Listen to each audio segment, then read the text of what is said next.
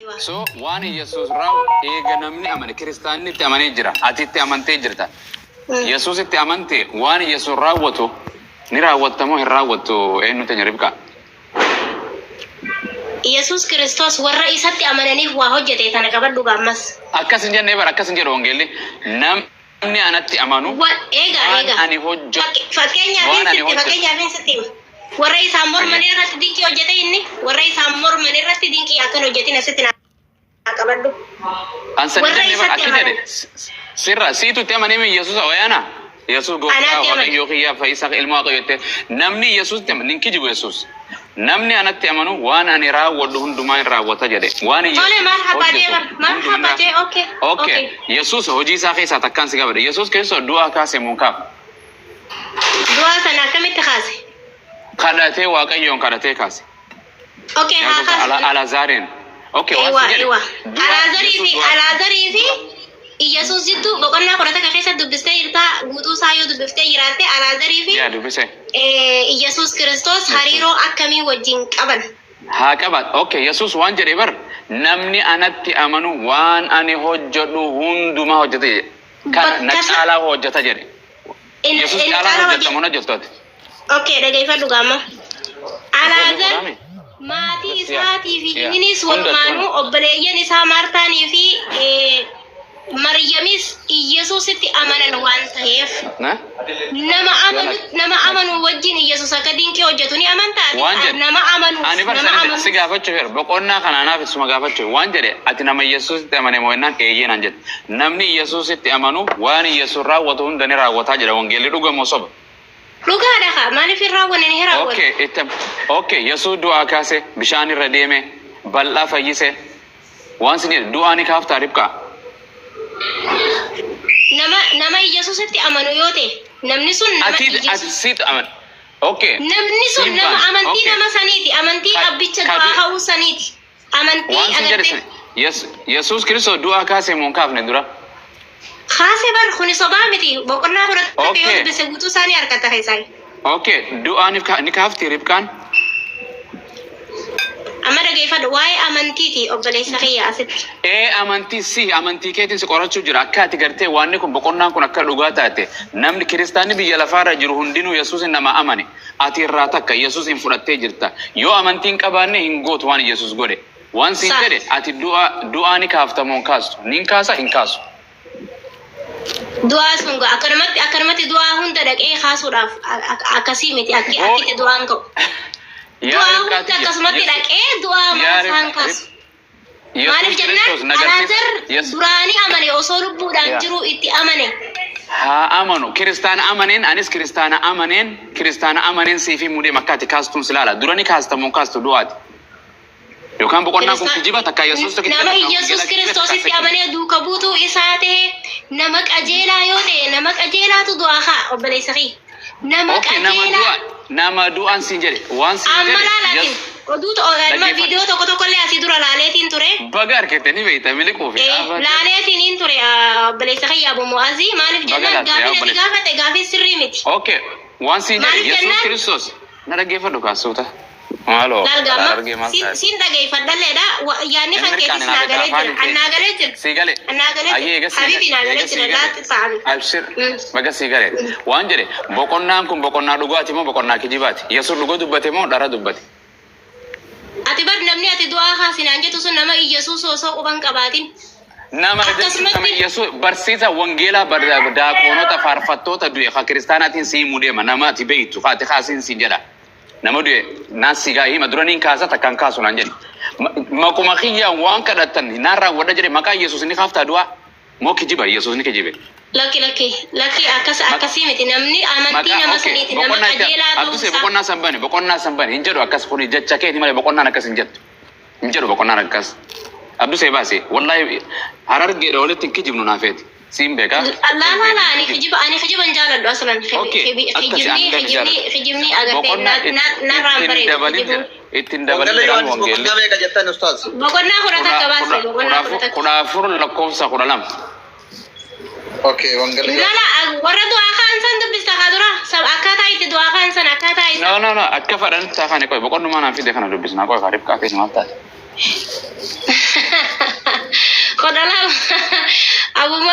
Dhugaa dubbachuudha.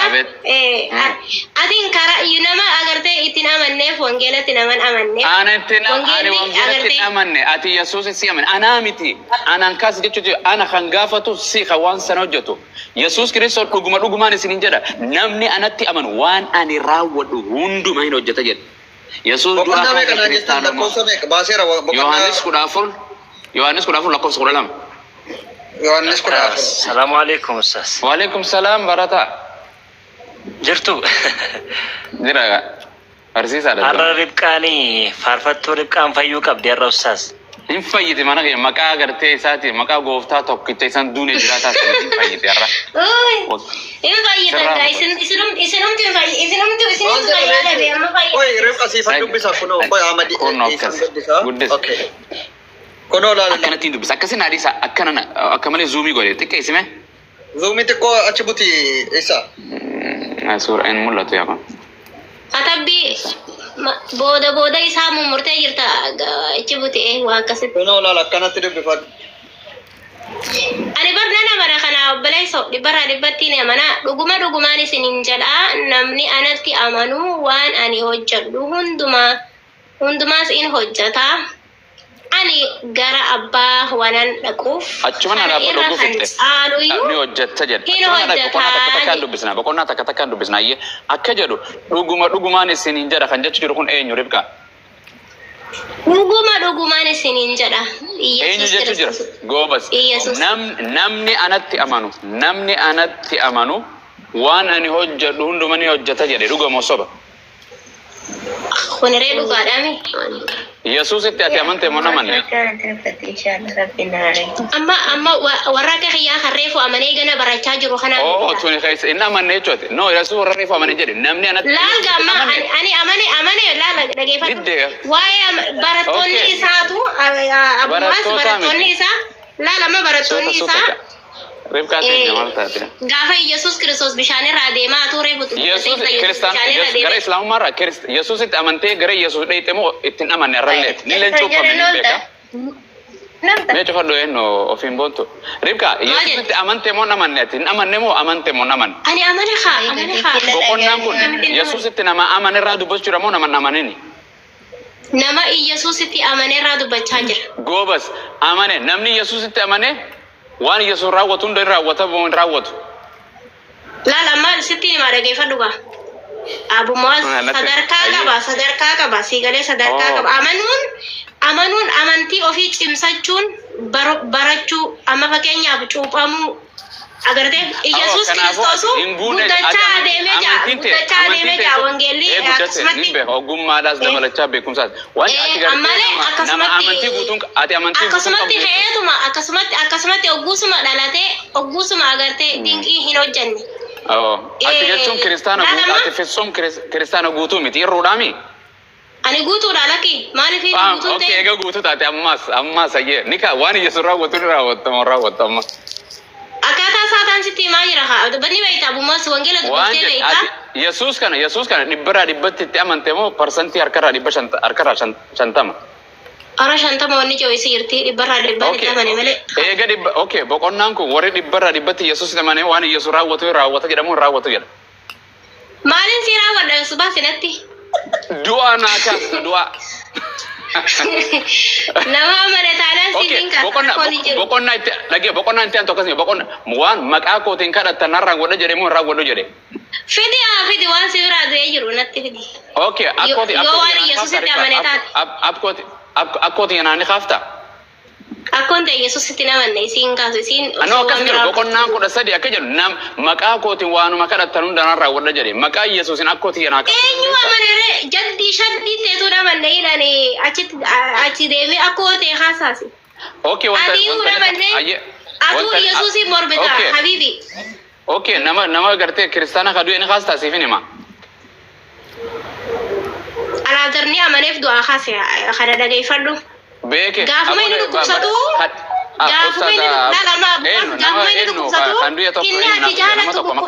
Suuraa sana fida nama daaqono tokko nama jechuun barsiisaa kiristaana paastar guddaa tokko dhiyootan. Luba bal'inaa sarkaa abbaa beente isa sana kunno suuraalee si kaasa isa sanni kaasta namanne inni Ribka Abu Muasati waan dubbi akka ijoollee dubbachaa jirta. akka ijoolleeti ana moo wangeela akka ijoollee dubbate. Siitu akka ijoollee dubbachaa jira. Ana immoo online irraa jira. Biran jiru. Waan jedhe Bira kiristaanota jiraatee qabrii isaarraa harka kaa'een kaasu waa'ee akkamittiin si kaasaree. waan siin jedhe ni kaasta muka anaatti keeta. Ani biran jiru. Ani biyya Arabaatiin jira. Inni Itoophiyaa jira. Nageessita gaa'ee hootu xayyaara qaamatu nageessita. Nin kaasa jedhe mee duraayyee nin kaasa jedhe nama du'e. Dhagee jiran maatiin isinlee na dhagee arargee illee na dhagaa. Hunduma isaa takka hin dhiisu. Du'aani kaasta. Isa Yesuus hojjetu nan hojjedha hundumaa. Du'aani kaasta. Maqaa isaatiin. Maqaa Yesuus Kiristoosiin. Sodaa malee birrannaa malee. Amma sirraa dhiisee bishaan irra ni deemta anaa si geessa bishaan arabaa irra ammaan namaan sawwaaqaa seera. Nageessa guyyuma tokko gabbeen beeku yaabu masfattu nageessa. Bishaan irra ni deemta rifqaa teenya bishaan irra. Gahee kottu nageessa beeku. Maaliif kasaaratti galtu ustaas isin hirkatti duute? Arargee feentuu jiran jedhanii waajii nan dhiisu. Ani hin godhu. Okay, bareedaadha. Akkuma balaa kai jettee qabrii irra teessee kurrifataan turre yeroo tokko uummata boolla qofarsiiftee balaa jedhaan turre tokko. Inkaane akkasii ribka boqonnaan tun si waan gartee akli namaatitti illee fudhanne waan namni godhuu illee hin dandeenye kijiba bar. Wallahi waan hin raawwatamne kijiba. Osoo akkas taate boqonnaan dhaggeeffadhu osoo boqonnaan kun dhugaa taate faarfattoonni qeensoonni luuboonni barataan barisan tokko kiristaana akkaataa wangeelli jiru hin dubbifne barate akkasutti ni haafta jette malee ilaal amma dubbisi waan maartaa wajjin dubbachaa eega gara kiristaanummaa dhufte laala waan inni dubbachaa ture dubbisi alaal akkasumatti hin kaafta akkasii jettee deemuu qofa osoo hin ta'in abumas akkaataa inni itti haase akkaataa maartaa wajjin itti dubbachaa ture boqonnaa mukaa warri jarri sanoo amantii akkam akka qaban Maryam inu obboleettiin isaa miila isaa jalaan kaatu jaa gaafa Alaazariin dhukkubsatu inni ati jaalatu dhukkubsate. Rakkatte tunis waan ofiin boontuun tun rakkatte mucaan tun maal taate boontu? Eeta akkasitti nagaatti naaf turaadha nagaatti. Eessa deemta? Eessa nagayni asiira isa nu dhiiftee deemta Arargee. Maqaa Yesuus fayyisaadha warri jedhanii faarfattoota garsuunni itti gootii ilaalamee dhiiga Yesuusiin tokko ta'ee jette DNA isheen natte hin beeknu mucaa biyya keenya tokko madirakirra akkasittiin shekekee jette faarfatti sirbiti ishee maan fayyisne maqaa Yesuus fayyisaa tanaan. Ribka tanaan raaja tanatti irraa xumura Ribkaa teenya. Nagaan ture abumaas nagaan ture. Wayyee abumaas keenya adda fayya. Si jaalan. Abshiru. Tenya akkuma feetee hoteet. Atiinis baradhu jabaadhu ammoo. Ani gartee. Gaafin irraa qaba ustaas. Ribka Yesuus fayyisaadha.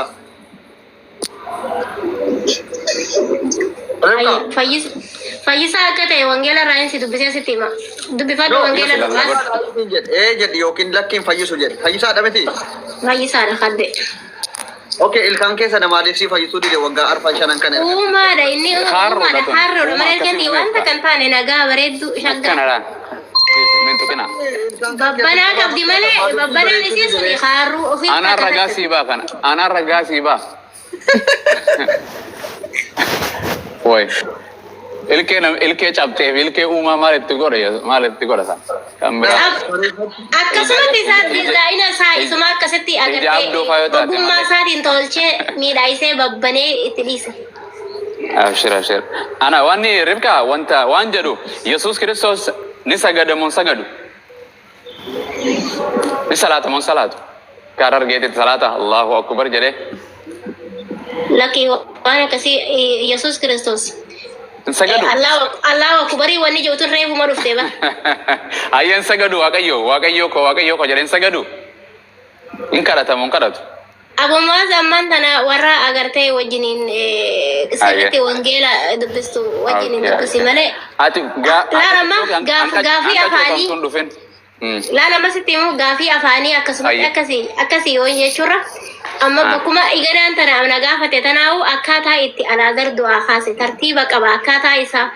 Akkaniifi boodallee warra du'an du'aa kaasuuf jiraatu gooftaa Yesuus dubbatee jira du'aa kaasuun jireenyi isaa akka ta'e ajjeesuun du'aa kaasuun isa akka ta'e dubbata.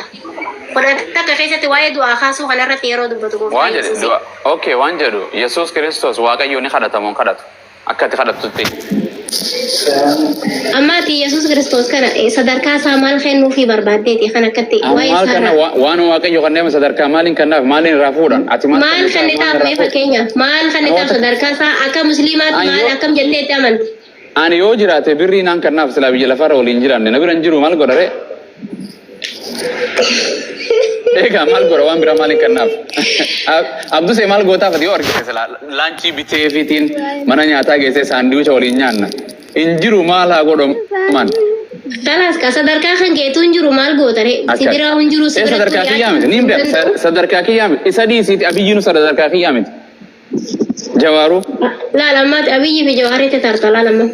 Yesus Kristos masiihidha. Akkas. Wanta ta'uuf jiruu fi waan agartee. Immirkaan jettu gaafaanu arrasi immirkaan dhiiroo. Ribka waan jedhe Yesus Kristos waaqa suni qabamu qabu. Mero rewa ini wagai sofa itu san. Lukas jala kau sekolah lama nadu besi. Ini bisa wanggela berarti. Ya bisa Rabbi ini. Udah bisa datum tiba sih, yani hujirah. Yesus saniti Yesus gara-gara itu lebih halkan butuh wakai yang pada cabul aja. Uga mau sob.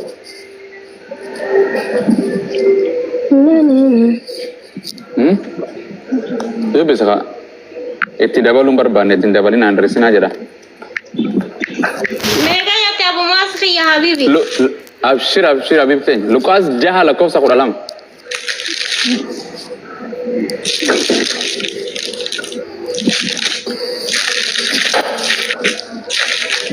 Allah ya Rahman.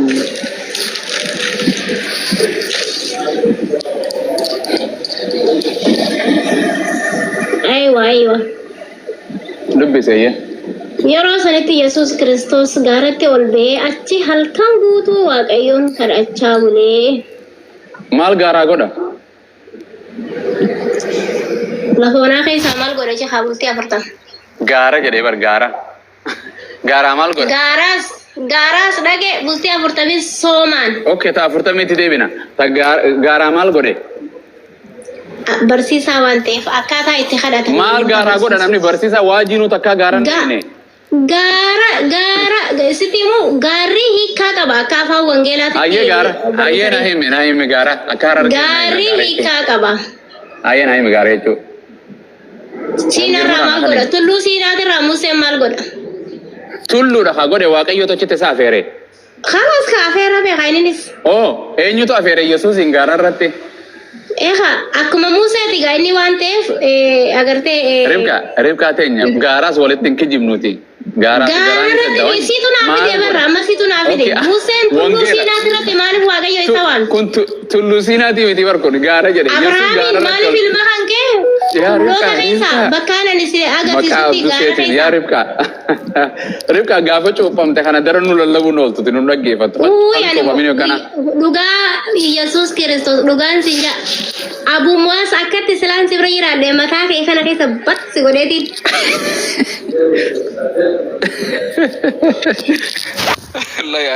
Baga Rabbiin sirraa nafa geessi. Yohaannis 14 dubbisteetti siin garuu wangeela Yohaannis boqonnaa 14 lakkoofsa 10. Inni dubbisne. Reebka dubbittee Maal jettee Abduse? wangeela Yohaannis boqonnaa 14 lakkoofsa 10 irra ka jiru dubbifatteetta. Dubbifadhe.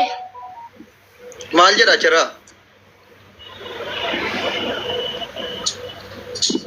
Kudha afur irra itti bira lakkoofsa 10 irra. Namni na harkee abbaa harkee ka jeumre. La wangeela Yohaannis boqonnaa 14 lakkoofsa 10. 10 kaaste. Naangalle waan ati chaarta saddiqani. Ya abbaan nana keessa itti fuftee hanga 12tti yoo dubbistu maal jedha? Kudha afur 12tti. Hanga 10 hanga 12 dubbisime. Inshallah. Ni Islam itu ya Rodi.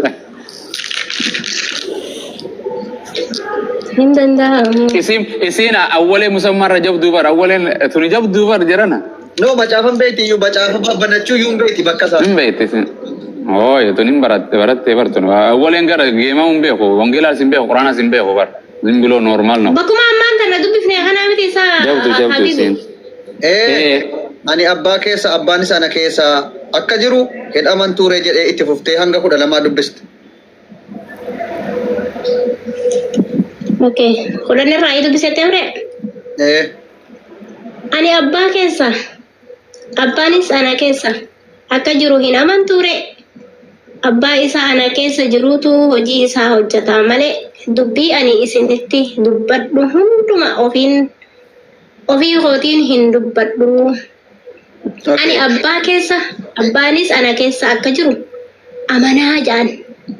Yookiin sababii hojichumaa kana hundumaaf ana amanaa jaa. Kanaafuu eenyuun hojjetaa jira hojichi? Abbaa isa keessa jiru san. Allahu akbar. Abbicha isacha hojii hojjetu sana waaqessita. Hojjetaa moo hojjechiisaa? Addan baanii bar.